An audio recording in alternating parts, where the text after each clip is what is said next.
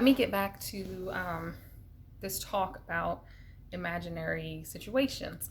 Basically, I am limited to two hairstyles that I have worn for the past 7 or 8 months, I would say.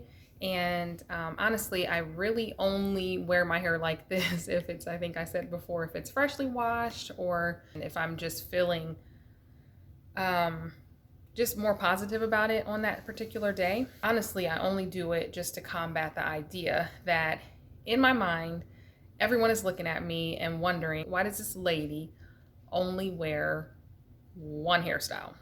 And I've convinced myself that the whole world, and I mean in my mind, it is the entire world, is, watching me and questioning this one hit wonder hairstyle. And I feel that every single time I post a pic or a video, which I just I really don't do that. I mean, it's very rare that you'll see me posting videos and things like that because I am so in my head just about the appearance and what my hair looks like. So some of you may be hearing this and thinking like, this just sounds so silly. Like never once was I thinking about that. That was never in my head. I never questioned your hairstyle or anything like that. I even had my best friend tell me, I think it was a couple days ago, I was just texting her about releasing either this message or this my story through blog or through video, and she was like, nobody's thinking about you wearing one hairstyle. Do you know how many people just wear their hair down every day, or whatever, a wrap every day or in a ponytail every day? Like, nobody questions that. But for whatever reason, for me, it was something that I had convinced myself is true, and that everyone was fixated on my hair. And so it sounds silly, but it is very much so my reality, and it's something that I just want to be able to get past in order to really feel like I'm able to be myself again. So another part of kind of the implications, I guess, that these imaginary thoughts, have had on me is anxiety. And that's something that really, since I had the kids, I've just struggled with that. I don't know what it is. I can remember even I was home in Columbus when we had just got back from Germany, and I went out and met some ladies, and I was just so anxious. I remember texting another one of my good friends who's still in Germany, and I was texting her about just how anxious I was. I'm like, I'm going to go meet some girls and for happy hour appetizers or something like that. And I was overcome with anxiety. And she's like, when you get there, just talk about it. And so literally I did. Once we sat down, it just kind of was the first topic that we spoke about, and I shared with them. And one of the other ladies happens to be a mom as well. She's got 2 kids, and she shared that it's definitely something that she had experienced. And my other friend, she does not have kids, but she also shared that she too has struggled with anxiety. So I think it's something that's a lot more common. Again, another thing that I had remained silent about for so long. I'm just learning that normal, everyday people are going through the same things I'm going through, yet I am remaining silent about it. And so I feel as if I'm going through them alone, like I'm the only person, and that I can't talk to anyone that's in my circle about it because they're fine. They're not going through these things. So for me, the anxiety from pregnancy was already there, but then add on top of it just the way that I felt about myself, just because of my hair, it really exacerbated those symptoms that I was experiencing with anxiety. And I don't have like panic attacks or anything. It's literally just all in my head. And so it just makes me shrink back and not able to be myself. And so I love being social. I love going out. I love being able to hang out with friends and family. And I need that. I need that once a month girl night, ladies night, time away from the family and the kids. Like, I need that to thrive. But I pretty much force myself to do it. And I force myself to do it often, but I struggle with that anxiety of being around friends. And it just all comes from that paranoia of thinking that everyone is looking at my hair. Like, that is how I feel. And I fear that at some point the conversation of hair is going to come up. And even if it has in the past, I just pretty much remain silent about the topic and find a way to not chime in, I guess, is what I've done in the past. But I have just always had this anxiety that if the topic of hair comes out, I am going to have to tell these ladies that I have alopecia. And it just, because I was not in the space ready to share, it was just something that it gave me great, great, great anxiety. The crazy thing is, since I have been diagnosed with alopecia, it's almost like when you see a red, I don't know, a red Porsche or something. You see one and then you just keep, it's like all of a sudden it's in your mind. And so you just keep, it's like now you look and they're everywhere, you know? And so I feel like the same thing happened with me and seeing ladies with beautiful hair, beautiful curly hair. And so it was like, once I was diagnosed and was unable to wear my hair the way I would like to be able to wear it, it was like all of a sudden, every woman I met in my life had long, beautiful, curly, full, bouncy, you know, hair. And here I am, you know, it's like I felt like I was the only one, you know, that didn't have this head of hair, you know. And I couldn't help but compare. And I know everyone says comparison is the killer of joy or some, you know, whatever that saying is, but for me it was just just a true struggle. And just being honest, it was something that I really had to figure out a way to combat those thoughts and the comparison and the jealousy, even, you know, or the envy, you know, whatever the word choice might be. But it definitely was something that was not, and still even is not, easy. So I would be lying if I sat here and said, you know, that I didn't hate the fact that I had convinced myself for so long that everyone that I'm around is thinking about my hair, you know. I know it's a lie and I know that it's not true. It's, again, the imaginary people or the imaginary thoughts that are just in my head. But it's a lie that I have fed myself for years now. And so I am literally, even like this video is, I guess you could say, the birth of me being free from those lies. Here comes my son. Hi, baby boy. He just woke up, but you see he's got a head full of beautiful curls. Mackenzie's calling me now. So no lie, walking around with one, you know, default hairstyle has really, it really has affected me in ways that I just never imagined. That I just, you know, when you thinking back to being in high school again, that one spot, I never imagined that I would be where I am today with these, you know, experiencing such effects, psychological more so, from just that one spot that started out as really nothing.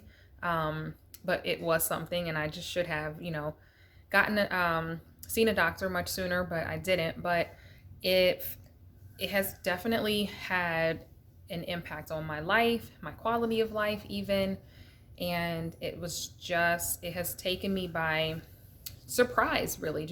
I would love to say that it's just easy to just kick that kind of a, you know, habit or those kind of thoughts to the curb and, you know, just think positive thoughts and everybody says that. And it has not been that easy because I am still experiencing. So I'm even sharing this video. I'm not on the clear. I'm not healed of, you know, my hair is not growing back in significantly at this point. And so I am still right in the thick of it. But I think at this point, I'm just ready to be free, I guess, of these thoughts, and free to be myself, free to boldly walk around with however my hair is, and to take the focus myself off of my hair.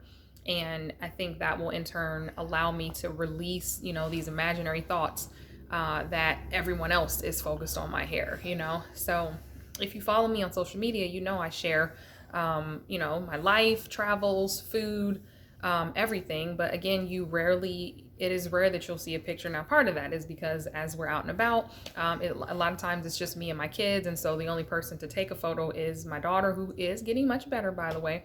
But if it's my husband, it's going to be rare that you will see him say, hey babe, let me get the camera and take a picture. Like, that doesn't really happen. So that is part of it too. But the other part of it, you know, me being able to record selfies and videos that cross my mind, and just even setting up a camera and taking photos and things like that, it's just not something that I have been comfortable with.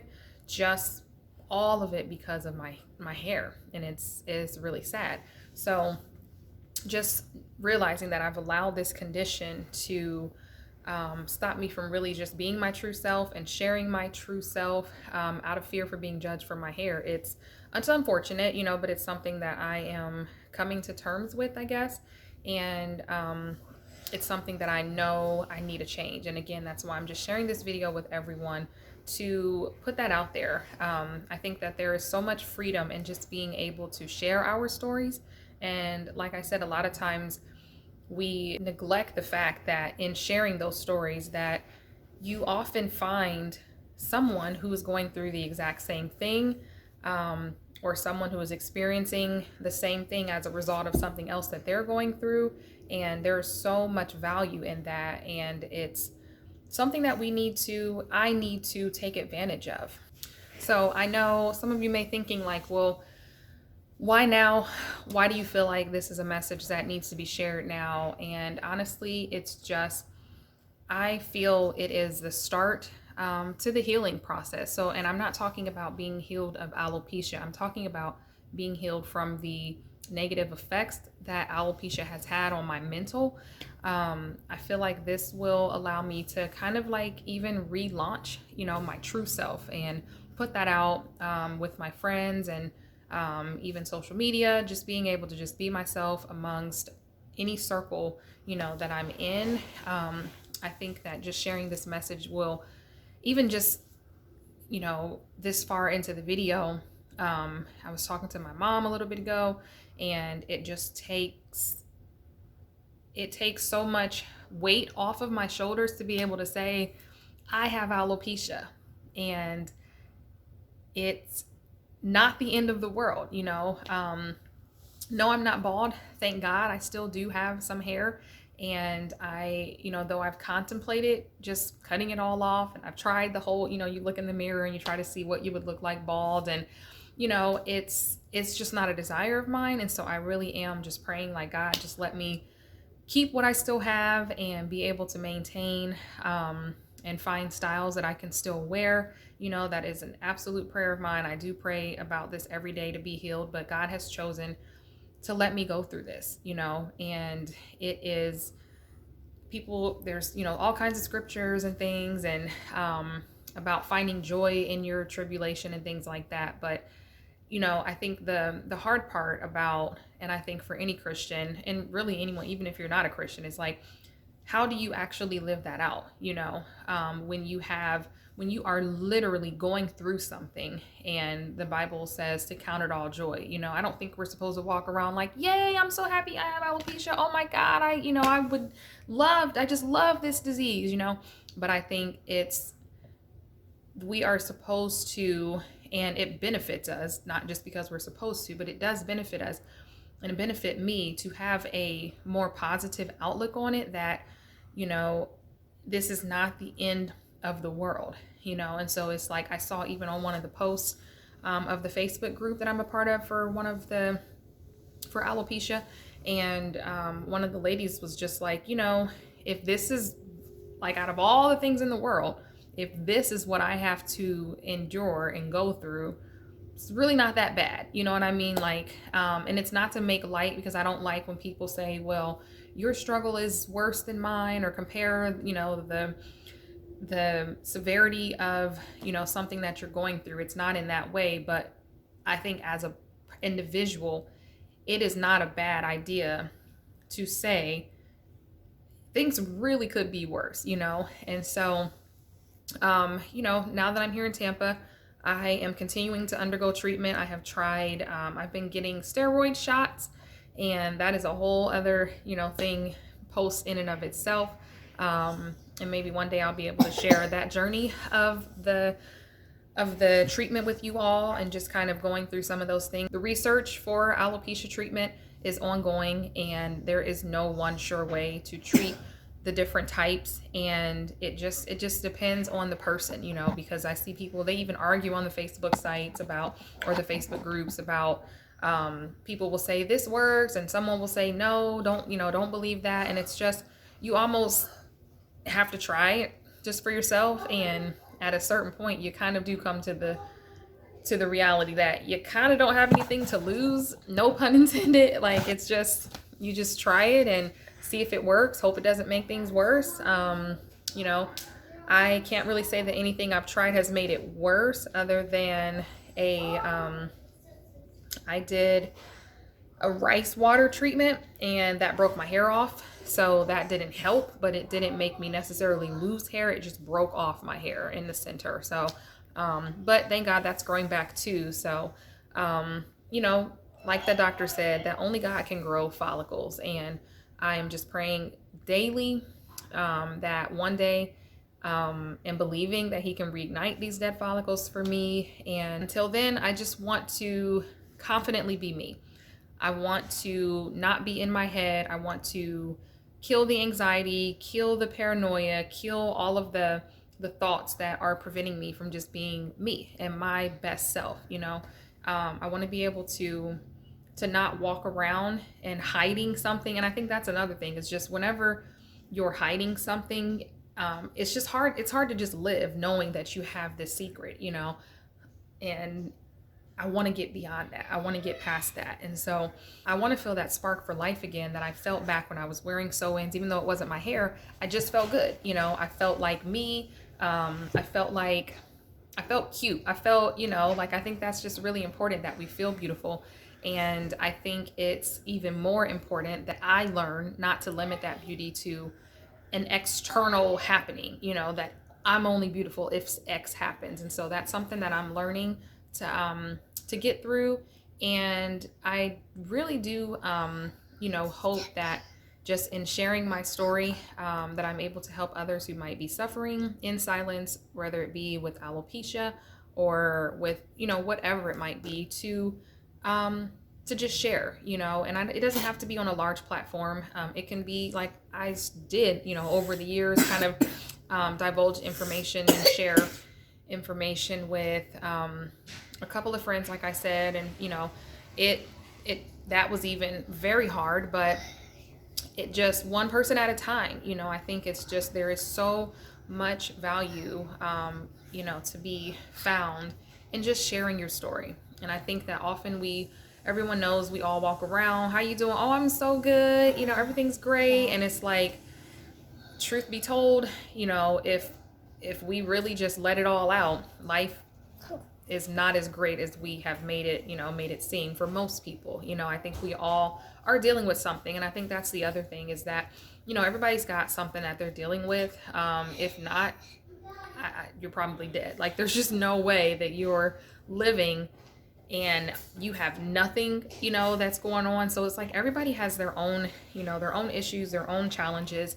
And I think it's just important that, that we just really start to be more vulnerable, I think, with the right people, obviously, and just sharing our stories, you know, because it really is, it's freeing. And like I said, just even doing this video today, it is, I literally feel, and I'm not joking, like, I feel like I have just dropped, like, just bags of bricks or something, you know. And so it's like, if you see me and I'm a little bit different, maybe you might see me and I have a couple new wigs, because I'm confident now that I'm just going to do what I want to do with my own hair, or just, I don't know, whatever, like, whatever comes of this, you know, I know that it will be all due to the fact that I have dropped that weight and allowed myself to be free, you know. And so I really just want to encourage any of you, if you are dealing with something in secret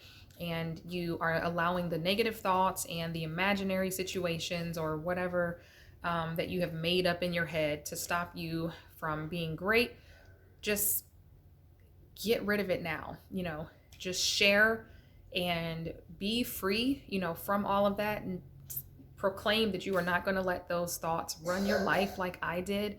And realize that, you know, it's so easy to create create scenarios, in our heads, and they will that ultimately hinder us from being great. And it's like we just need to create different scenarios, and get to a point where we're able to just, for one, not be in denial about whatever the situation is that you're enduring, and not be afraid to share those stories and feel like there's that you should be, shameful or embarrassed, or whatever it is, because again, everybody's going through something. So I am committing to continuing to combat these thoughts and stepping out and being my real self. And so if you are a praying person, I definitely ask and covet your prayers, to just be one, praying for me as I am seeking treatment and looking to find something that will reverse the damage to my follicles. And then two, just praying for me to just say bye to the anxiety that comes along with this, or that has come along with this, and just me being able to just step out and be free, and be myself. So if you happen to have other questions, I definitely welcome you to message me, Facebook me, call me, text me, whatever. I'm here to answer your questions. I'm open to just having that dialogue. If there are others out there that are suffering with alopecia and you just aren't sure what to do, how to even go about getting treatment, those are things that I'm definitely here to answer for you guys. And so I thank you for listening. And I hope that if you are struggling, that you got something out of this. And if not, share it with someone who you think might get something out of it. And I will talk to you all later. Bye.